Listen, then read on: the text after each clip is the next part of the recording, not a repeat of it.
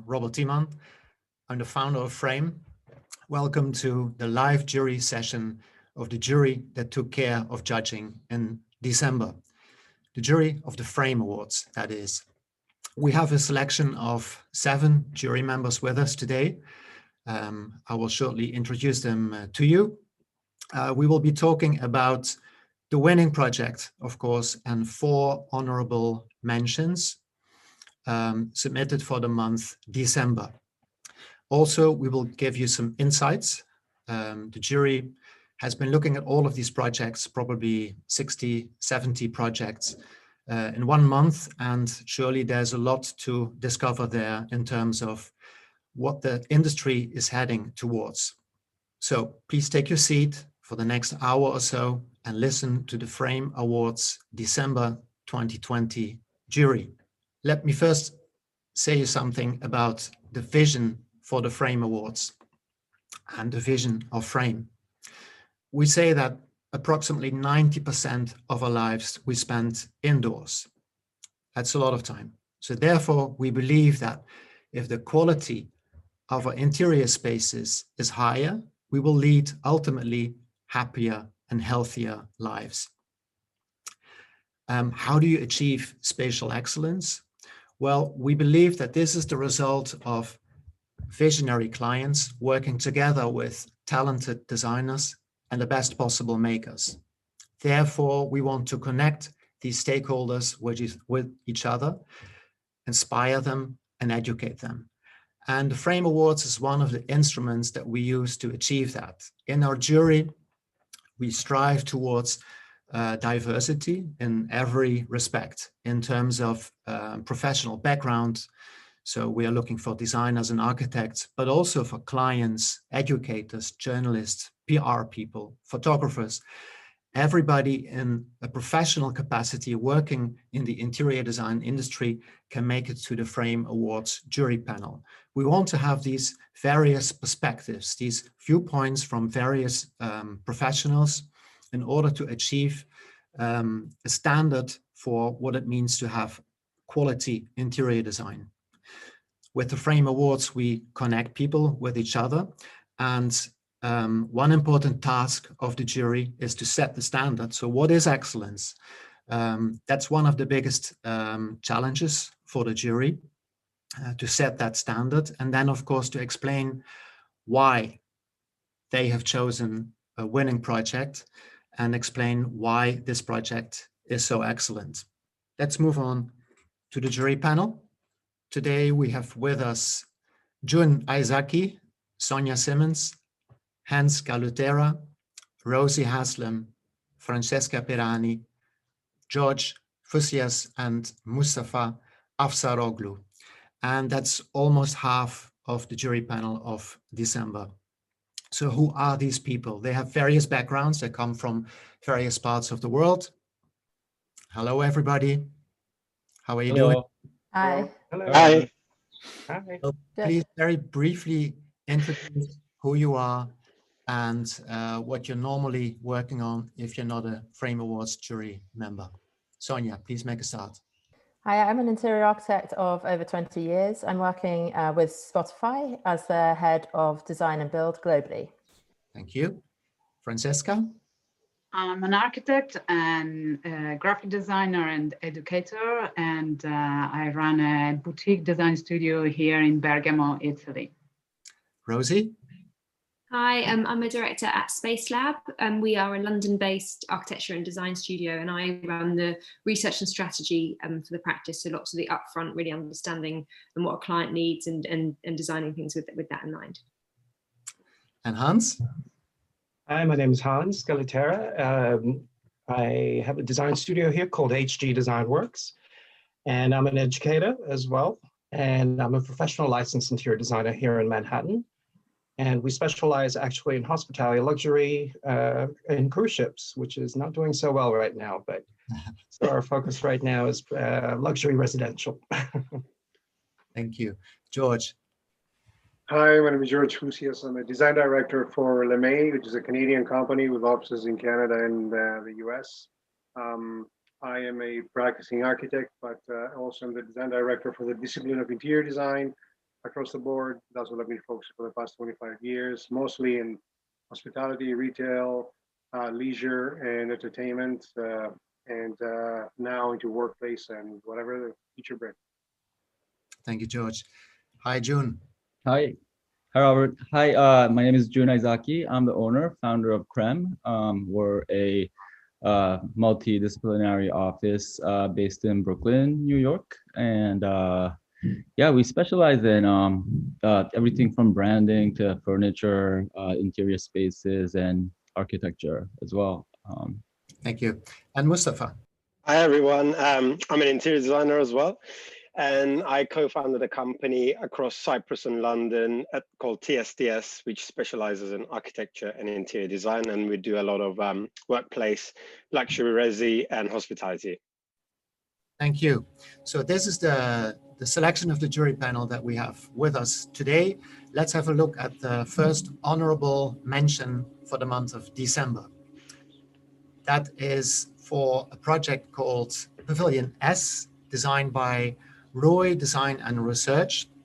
It's actually a trade fair booth, an exterior trade fair booth for a furniture company that was shown at the International Furniture Fair in Shanghai in 2019.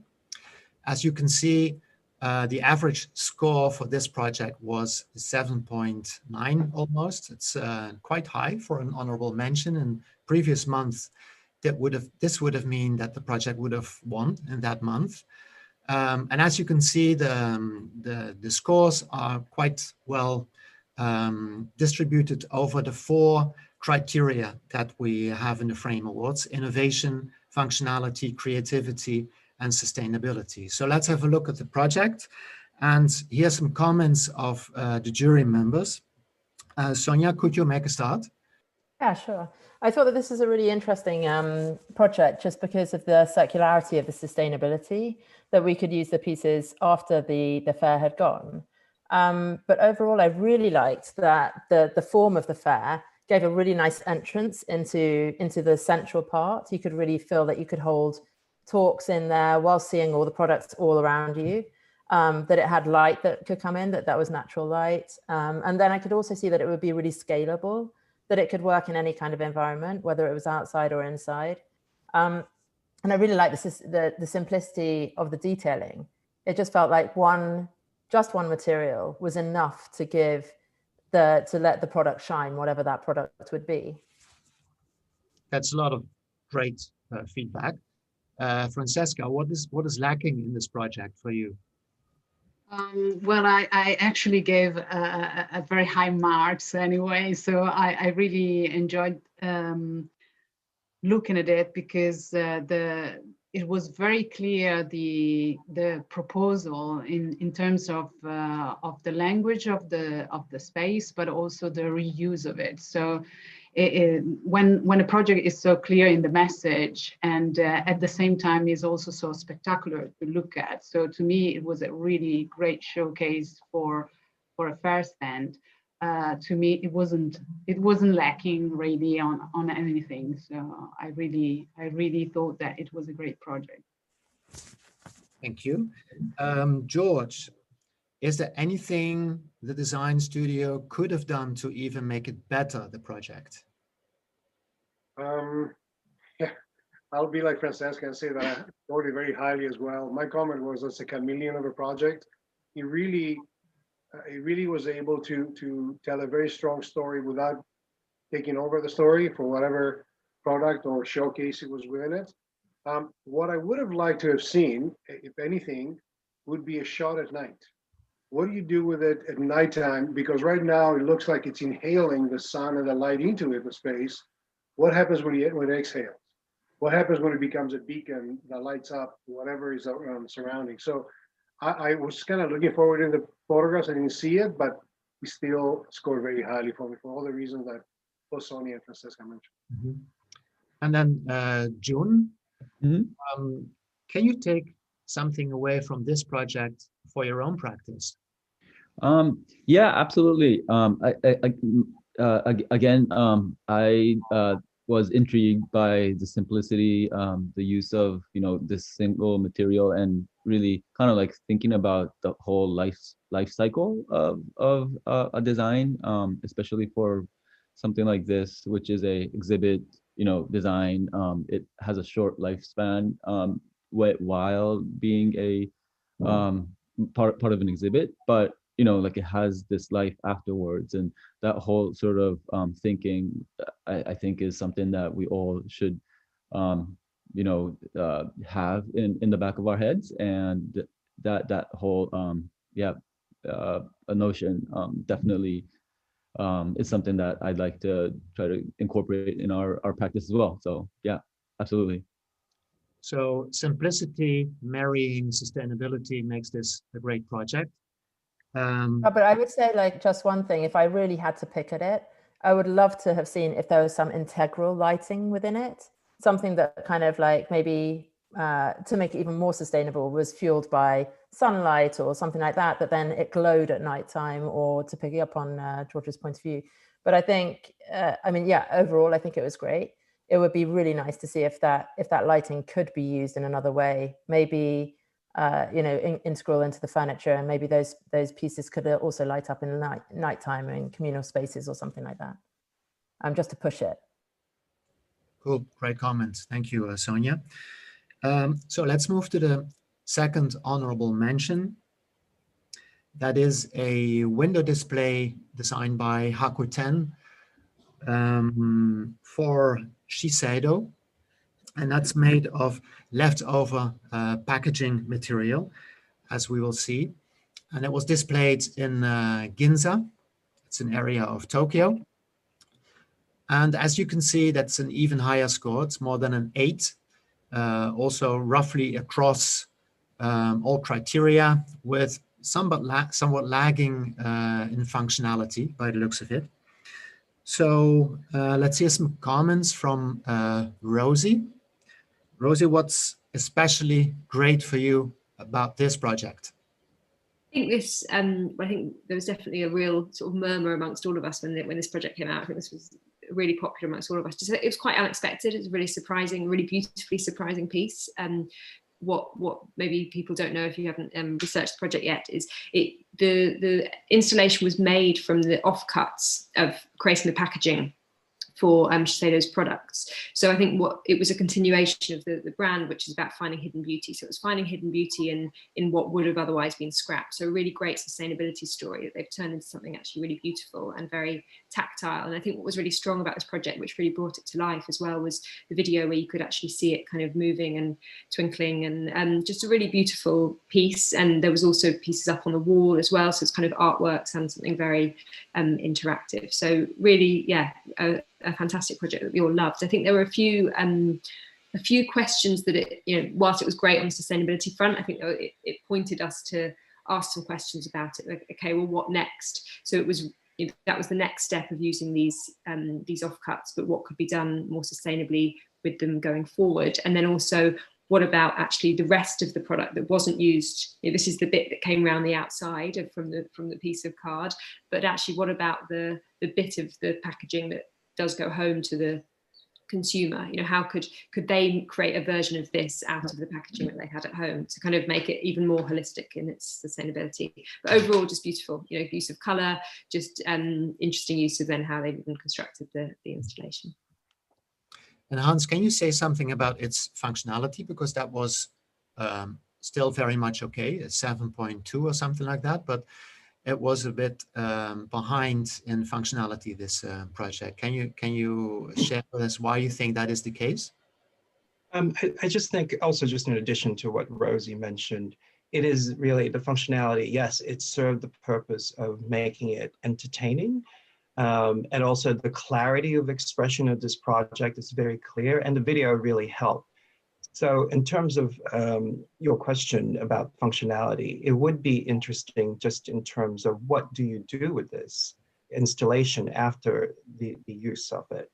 So I think that's why it didn't score as high. But in terms of the message of sustainability, and in terms of the video showing how they are actually making these beautiful offcuts, with this installation was really inspiring, that there is something that you can do with packaging material that is typically waste.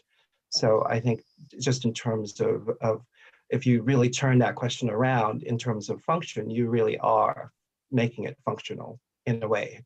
I don't know if that makes sense, but to me, that's what I think. So.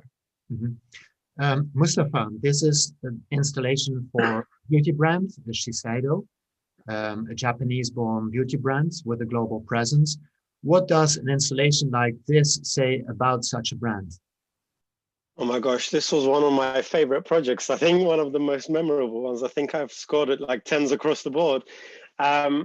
I just think it's saying something so powerful about the environment and the direction the company is taking on it by creating such an installation, which is heavily based on sustainability and I guess like waste and reuse of elements. So I hope that they're taking a similar sort of stand on their products, the creation of the products and the longevity of products as well. So I think if that's the way they're going, this piece is giving such a powerful message to the people. And can I just add to Hans's point there on functionality there? I think for me, it's still quite functional because it's turning a boring reception or welcoming area into something that becomes an experiential space. It becomes something to talk about, something to gather around, perhaps, I guess, integration of some seating to turn it more into an exhibition would have, as a whole piece, would have been quite interesting. But I think it still does answer the functionality side of things by just purely by creating turning a boring space into something that's actually talked about and an icebreaker, I suppose. Yeah, and actually this image shows, I think, how they have turned packaging into these mobiles. Very ingenious in a Japanese way. Thanks, Mustafa. Let's move on to the third honorable mention, and that is another project by the same studio, that's Rakuten.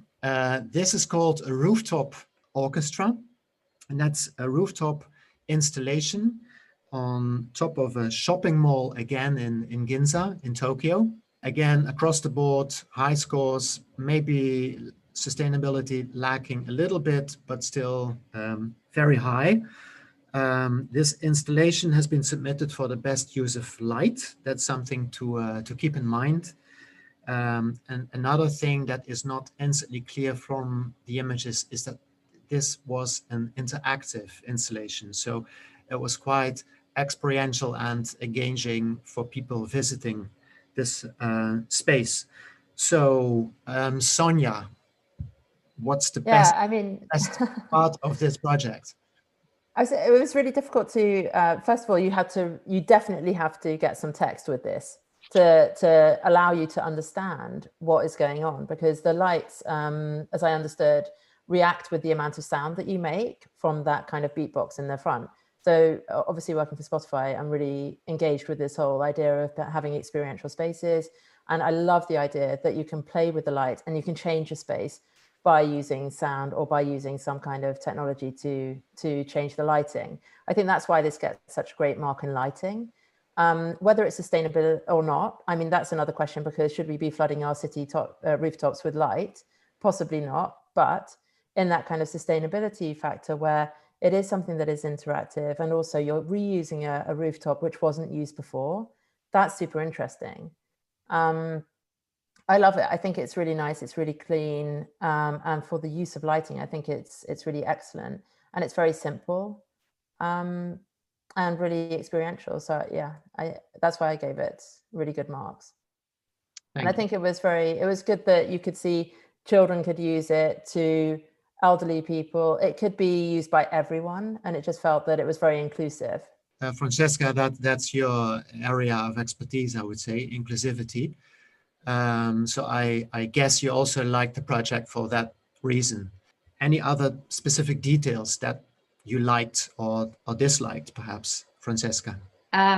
This was one of the first projects that we saw on our list, and I personally was very, very impressed by it, because I really liked also the idea. They said that it was the mixing of Western of orchestra mixed with a Japanese garden. So the concept behind it is very clear. The kind of objects used are very simple, but it is truly effective. And we could see it, I guess, mainly from the video that is also available. So watching the video, you could really feel like a space you would like to enjoy, and everybody can enjoy very easily. And also that it can be reassembled somewhere else. So it can be also reused even in other places. So I really like that idea. So we now have European perspectives. Let's hear a Canadian perspective. George. I had so many questions when I first saw this project, because I wanted to be there, like June when I saw it. I wanted to be there, touch it, feel it, walk around it, see my skin change color as you move through it, hear the sound against the ambient sounds of the city that it is in. I really wanted to experience this space.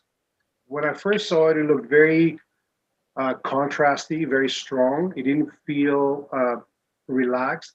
But then I looked at the video and I looked at the sort of the feeling that you have going through it, and then I understood that it can be quite a bit more subtle, especially in a lighter, not as late into the evening time for the project. And when I was marking the sustainability for this project, I thought exactly what Francesca mentioned. There's more than way of seeing sustainability. One is how do you use materials or processes or things that have already had a lifespan and they come to your sort of toolkit to use now? How do you reuse them? How do you use them?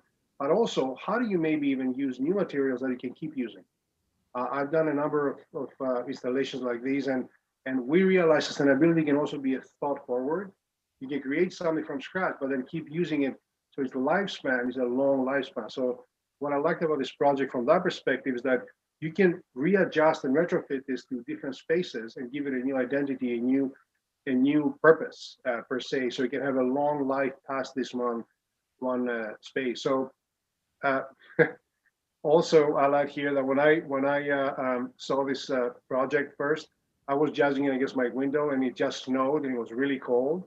So it made me feel a little cold. I thought, oh, a little warmer light would have been great, but after a while, I warmed up into it and really liked it. So I think I wish I was there to see it. I think June would have a really good firsthand point on what it felt like being there. Yeah, so June, you've been here at this very project. You've experienced it. Is it as good as the photographs seem to indicate? Good question. I must say, yeah, I had the fortunate opportunity to really stumble upon this project, because I had not known that this particular thing was going on. I really do love the rooftop. This is a beautiful sort of like a sky garden.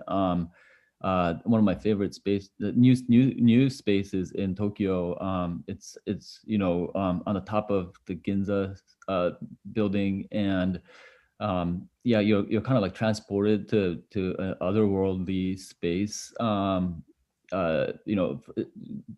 Totally different from like the hustle and bustle of the Ginza district downstairs, and then all of a sudden this like serene space.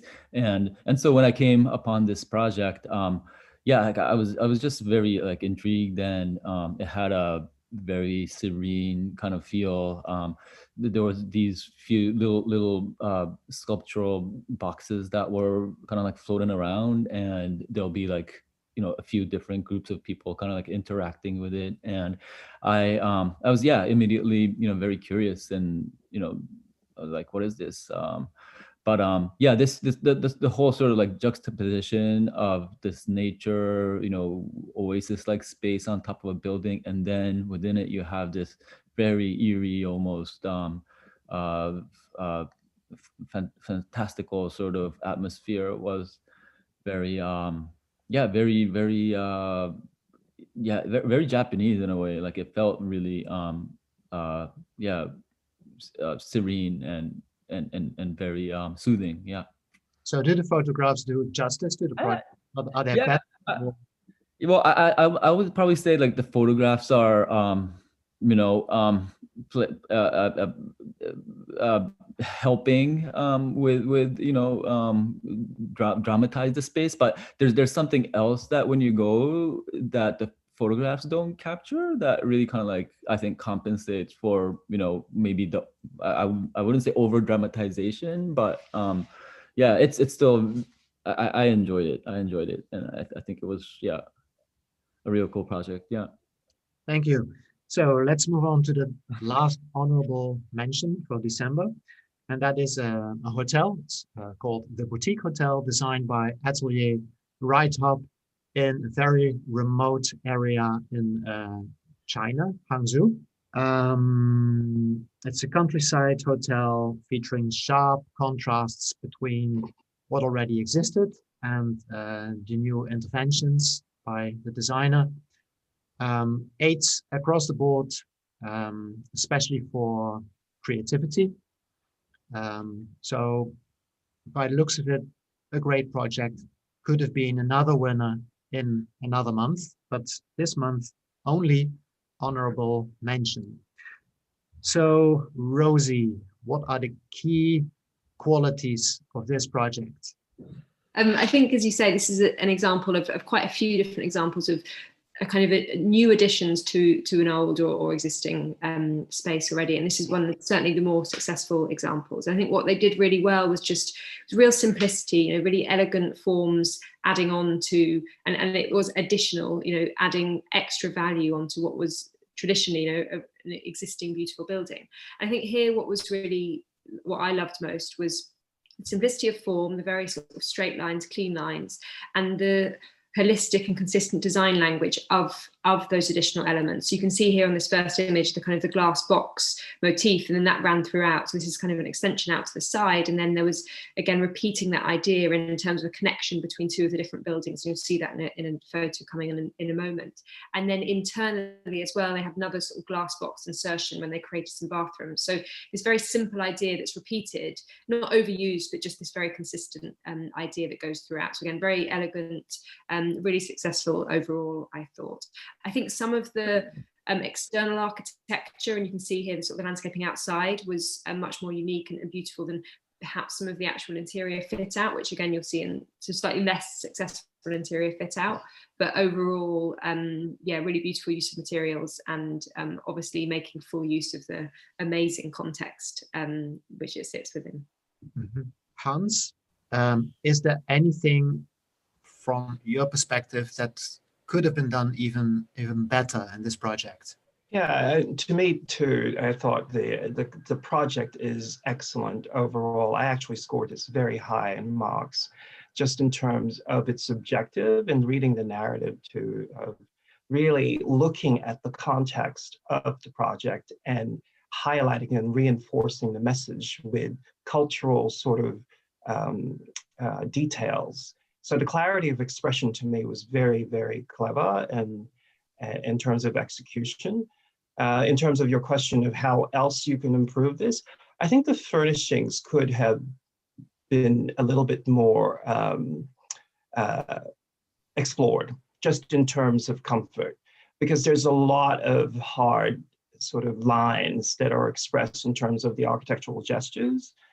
But in terms of the furniture, there could have been a little bit more comfort level, just in terms of textures, just in terms of, there's some interesting furniture pieces here, beautiful, and it may be consistent with the expression of the architecture, but sometimes, a little bit of comfort in terms of hospitality is needed. I do like the humor and element. I think design sometimes is so serious. So adding, for example, that lamp with the horse is very clever. I think that's from Moe, right? So again, we have a lot of really sort of references in terms of culture, references in terms of the context of the site, as well as the architectural expressions of the architect's intent. So yes, it's just in terms of improvement, it could be furnishings. Yeah. Great, thanks, Hans.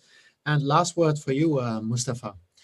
Yeah, again, I would like to hear from you if there's anything from this project that you would take away for your own studio. Yeah, I think the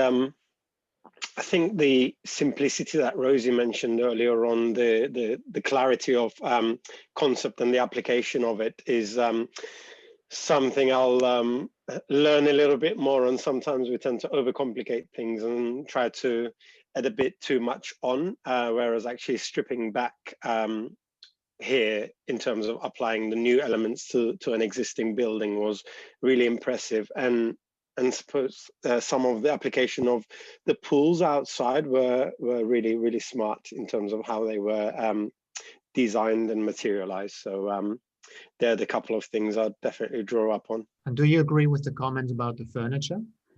Absolutely, yeah, that would have been one of my top comments in terms of furnishings, creating more comfort on the inside, especially in some of the nook and crannies, which are actually my favorite spaces within the within the interior. With the architecture, they've created some really, really cool sort of like nook and crannies with different vantage points that make you feel quite special. And with that, I guess, like special feeling, just adding a little bit more to it with furnishings and perhaps a little bit more on decoration as well would have massively helped. Right. Well, let's have a look at the winning project. That is a restaurant in Madrid, in Spain, designed by Lucas Munoz. And the restaurant has a really, really strong focus on sustainability and on community care, so to say, because it celebrates the work of local craftspeople and local manufacturers. And it has been quite notably submitted to the best use of material category. So it's not judged by you on its merits as a restaurant, but for its material use. And it's an amazing high score. I think it's the highest until now in the entire Frame 2021 competition. It's 8.5 with a really high point for sustainability. So yeah, let's all talk about what makes this particular project that great. And please, Sonia, kick off again. I can't say how much I love this. It's so enjoyable on so many levels. I know that it is supposed to be about the materiality, but everything in here kind of blended together to make that material story really, really complete. There's just so much going on. I love the way that all of the lighting was kind of put together with the exposed conduits, with them being galvanized, and then sometimes they're painted, and sometimes the kind of the elements of the terracotta, the clay pots, that they're doing two jobs at once. They're heating and cooling the space whilst also giving this materiality and this kind of genuine feel of the area that it sits in. But I love the use of the building as well. It's just, it's one of those things that when you see this in Frame, you would want to go there, right? And that's what we all design interiors to do, to want to be in this space. I just want to go and investigate and just enjoy every single nook and cranny, because it just had so many different variations of spaces with the divisions, the use of landscaping in the center. For me, that's also a material. The fact that you're using planting, lighting, the gravel on the ground, something that's so natural and can even make a sound when you tread on it. All of that kind of textural experience is just, it's really delightful. I couldn't say a bad word about this. I mean, I haven't been there, but I'd like to go there. But I think it's really just really intriguing and really beautiful and really nice that not everything's finished. That it feels like everything's kind of allowed to breathe a bit. Great, thank you, Sonia. We've spoken about community care, Francesca. And this project is exactly doing that. It's working together with local design and crafts community. Is that the quality that you like about the project? Thank you. Yes, I think that this is one of the reasons. There is another reason that they declare in their sort of manifesto. I like the fact that this is a collaborative act of design. So the design itself is the manifesto of what they are providing. So it's not just a designer that gets the score, but it is what they are suggesting with the whole building. And they also say that they want to redefine success in business where collective good score more than individual profit. And this is very, very clear also on the fact that in the video that is also supplied here, they show how they built everything. So there is also a sharing, an open sharing of what they did and how they did it. And this is very important for the community. So not just the community there, but the community of the designers as we are. So this is very, very inspiring for me also. Sort of an open source design it is. Exactly. Yeah, thank you. George, we've been talking about comfort with the other hotel. Well, this is not a hotel, but a restaurant, but still you spend a couple hours here. Is there anything you'd like to say about the way this project has been furnished with an eye on comfort? Okay, first of all, I think if we were all as a jury going to get together somewhere to have a drink, I think this should be the place we'd all pick just to get together after this. This project made me smile, like it really did, because it did something for me, and this goes to your question about the comfort of furniture, that it was more true here than other projects that I saw, in that I took a look at every photograph and I started understanding how all these pieces were put together, how the thought process happened. It's evident from the seating, how they thought, oh, let's put the blocks here, let's put the concrete, let's cast it, let's put the seating in front of it, and let's make the padding on top.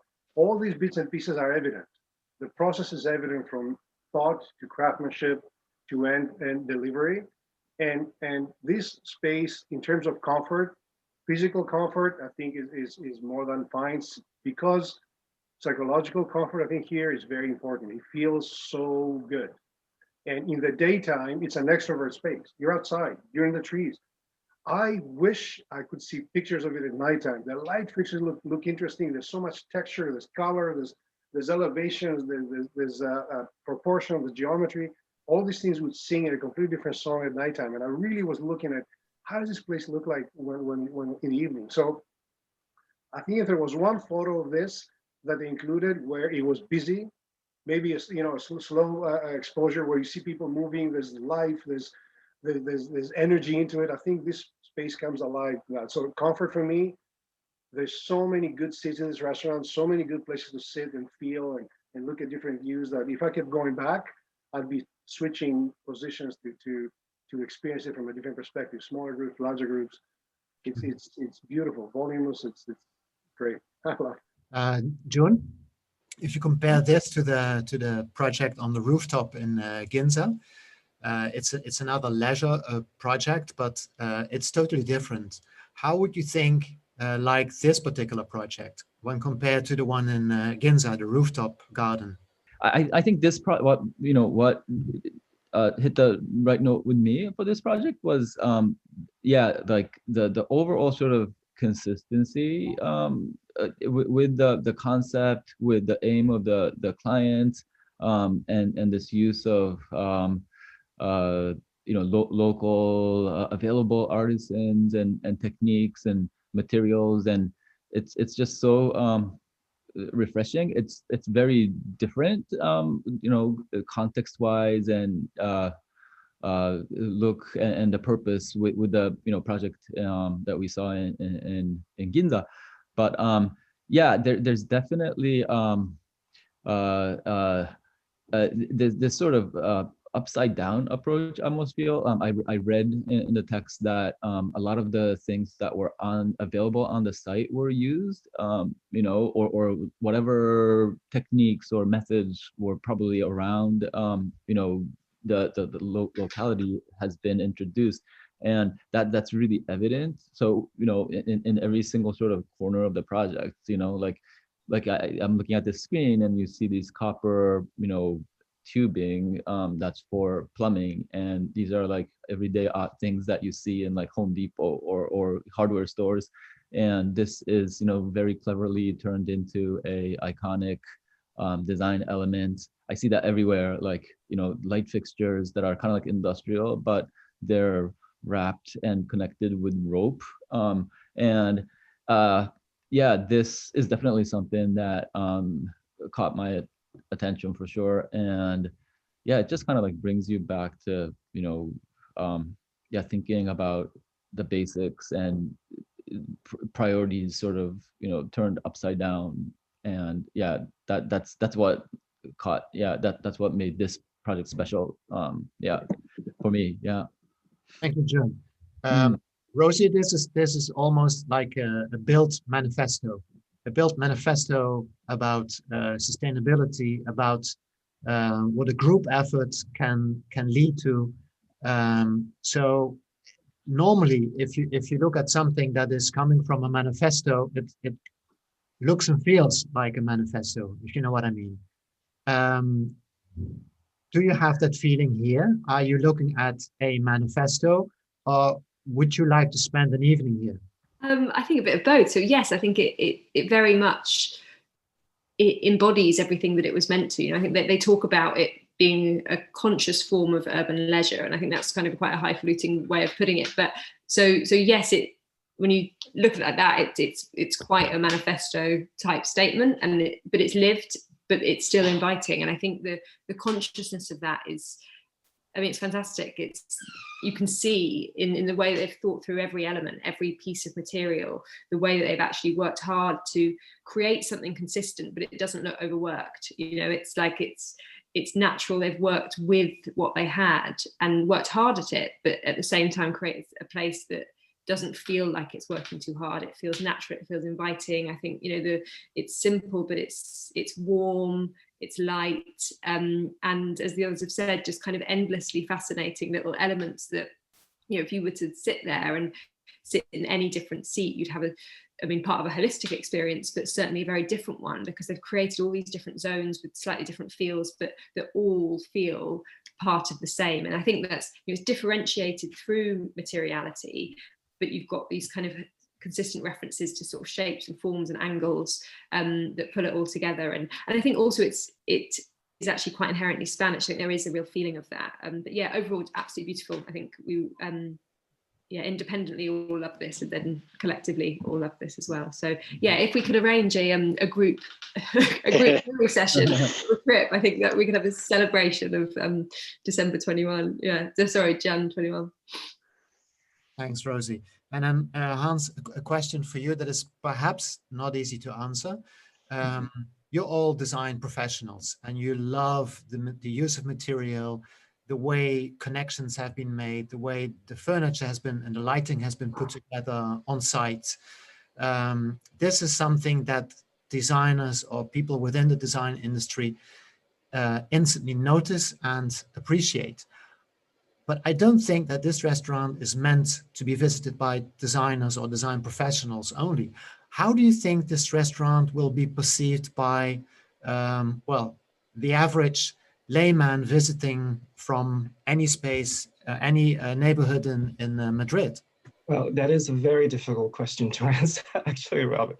But in terms of, again, when you're judging competitions, when you're judging design and spaces in general, it's very difficult because you have so much criteria, right?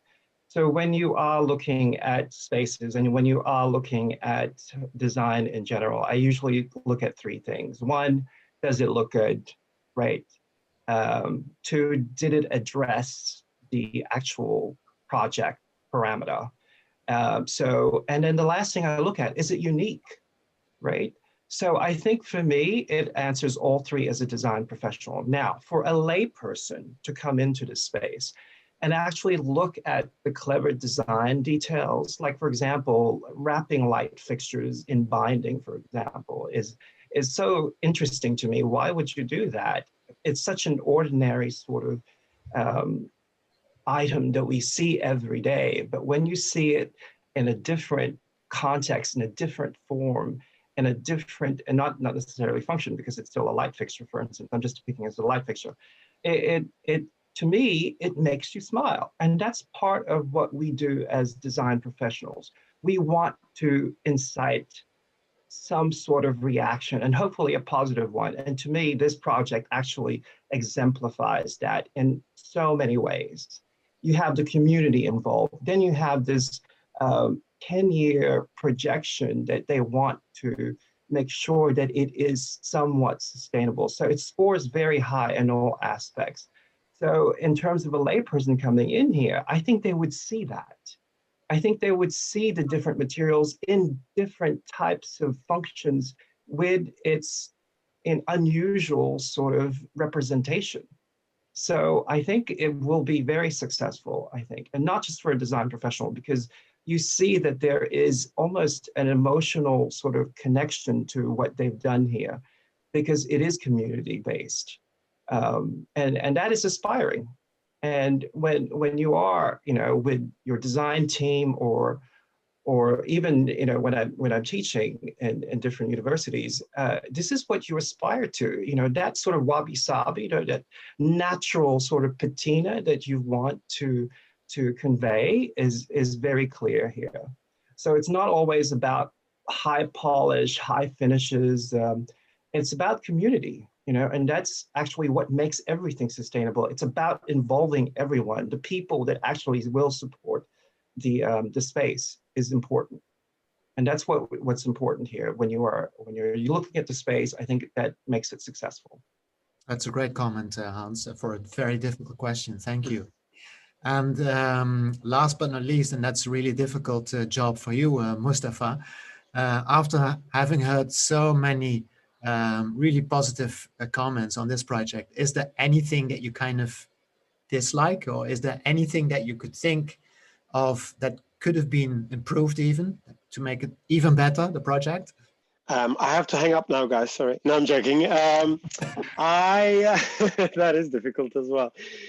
I don't know. I don't think I wouldn't change anything. One thing I would probably I haven't seen much of, and that's because of us not being able to physically visit it, but to make sure that the story that we got told in the submission is clear in the restaurant, and I think it is quite clear with the recycled copper conduits and the sort of like the make-do chairs and sort of like the general vibe of the place. But I'd maybe have hints of it here and there, even the toilets maybe, that start to describe some of that story back to the users, and make sure that it's sort of like interwoven into the some of the finishes, or I guess the artwork or something, that it starts to tell that story sometimes. Because I think sometimes you have to really put it in front of someone to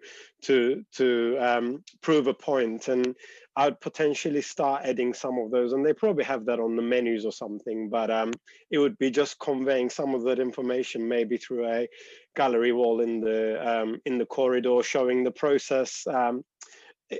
So rather than changing it, I would just add more to it, just to tell that story of the community and how it got there in the first place. Thanks, Mustafa. Good job. If this project would have been submitted to the restaurant category, would it have had equally high marks, do you think?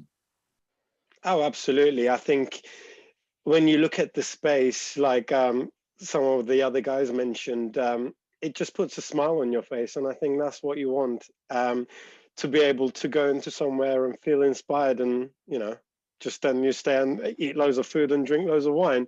So, so that, and also the fact that it's got so many different space types that you could, like you could choose and be comfortable there. So giving that variety and choice to people to choose from being outside to being by the bar, which is more of a dark area. So definitely, I mean, I don't think it's the most comfortable place, and not a hotel lobby, for example, where you could stay for hours and do work from.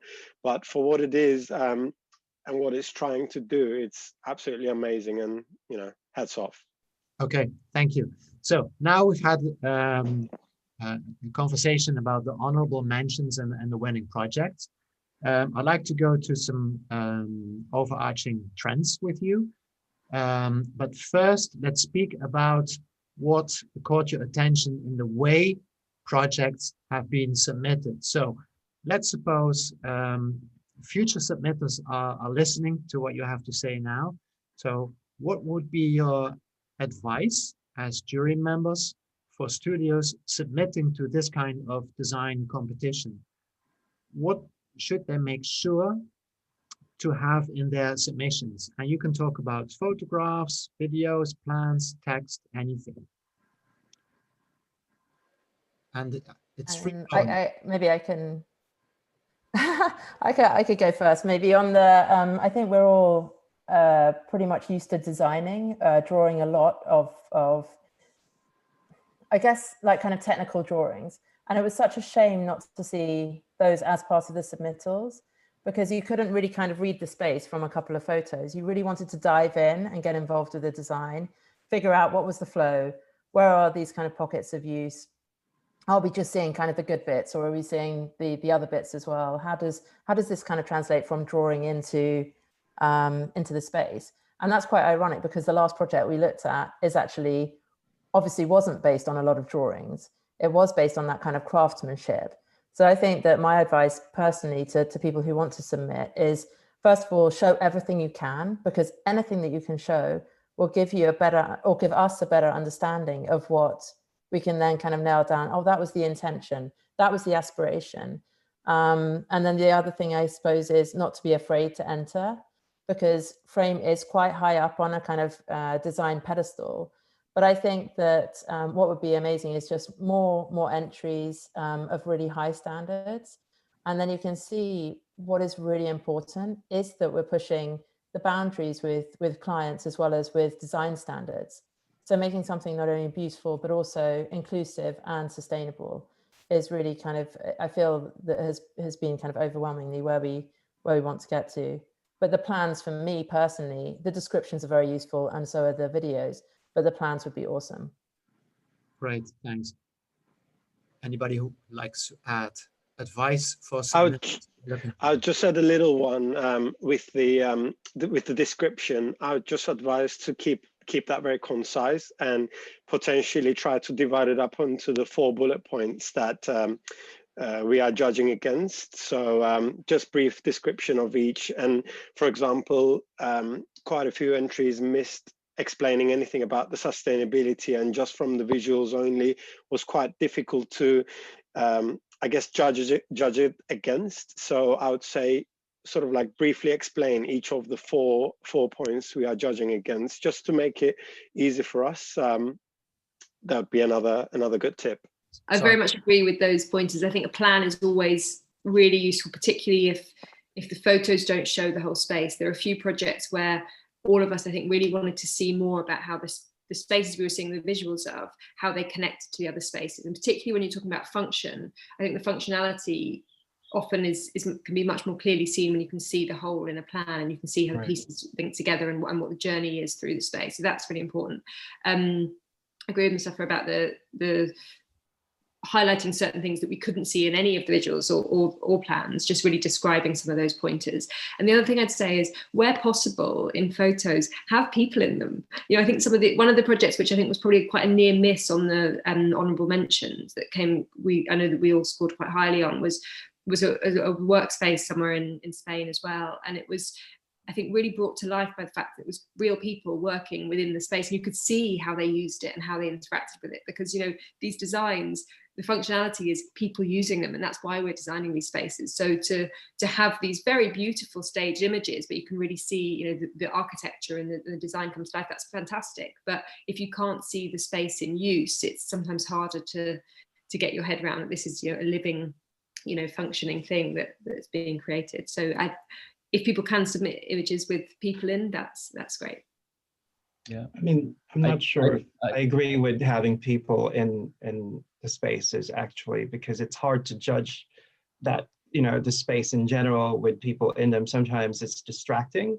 So I'm not sure if I agree with having people. I agree with having plans. I agree with having like a clear sort of bullet pointed sustainability idea behind the project, and the narratives really help. And I have to say the idea of having videos is, I know it's an expensive proposition, but it is very helpful actually in understanding the use of that space. And I think that came very clear with the Shiseido product, for example, that video, and even the winner of the December awards.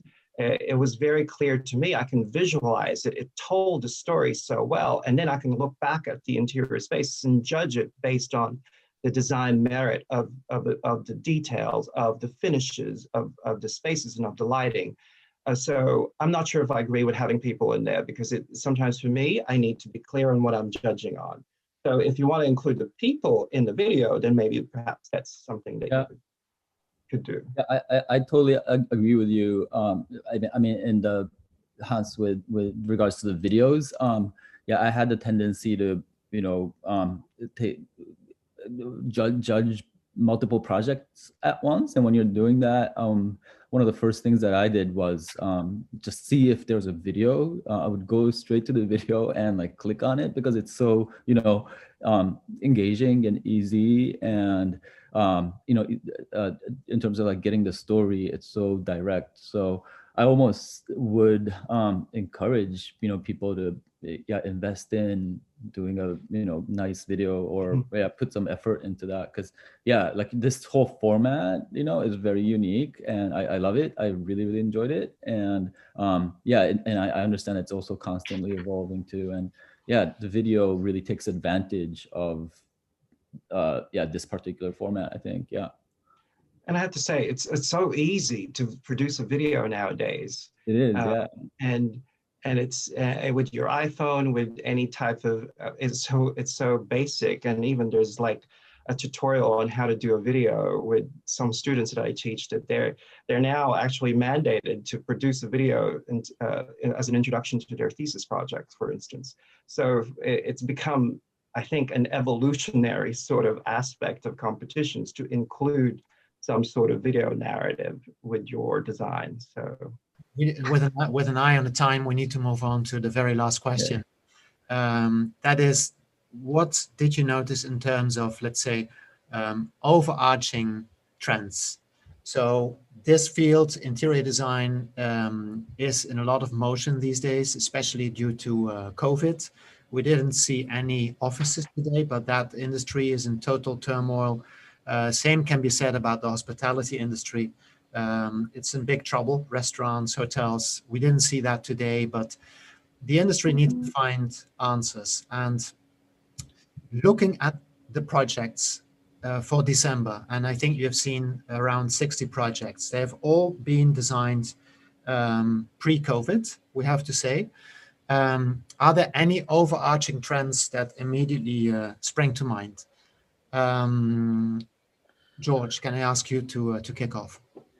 So what I noticed in the projects that we looked at was that some projects described a process, which is the interior design, and some projects told stories. To me, the winning submission won because it told a story very, very clearly.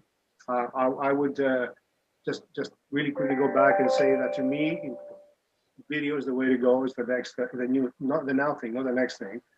And it's much easier to do than it used to be. And I think what won for me in the last submission was the fact that it was completely a transdisciplinary approach to design.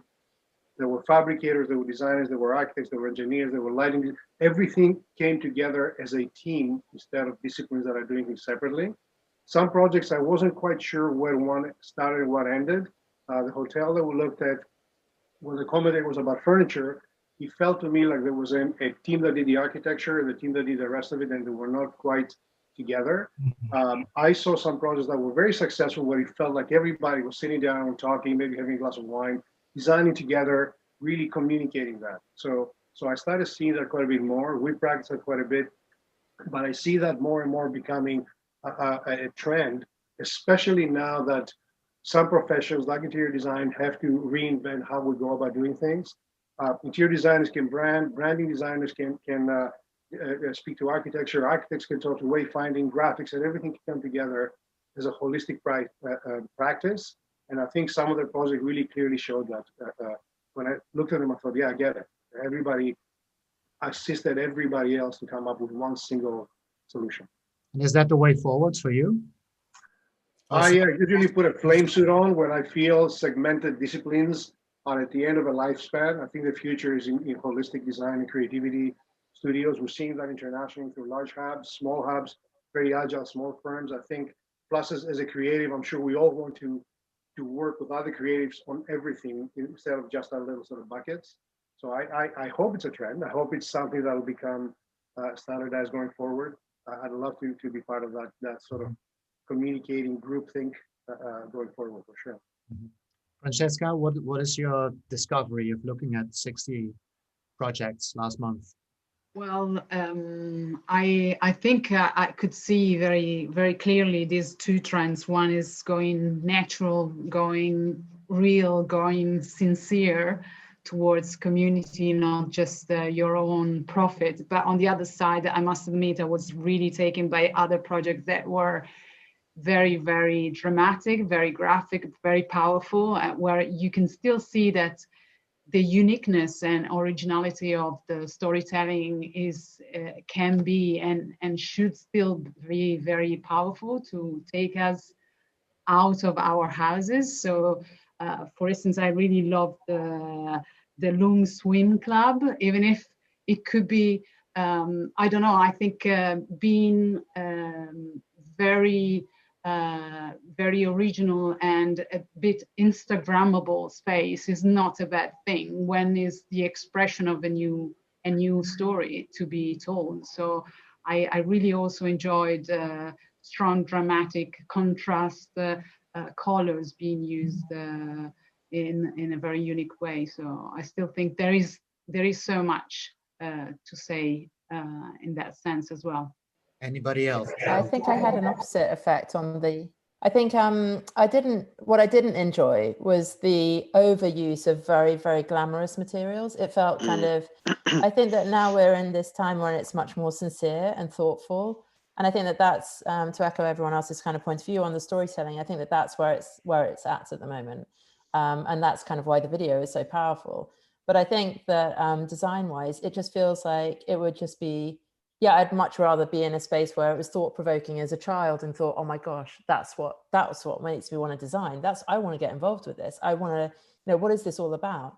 And that kind of inspiration and that thought-provoking is kind of much more powerful than, hey, here's a massive slab of marble and here's, another mirrored ceiling.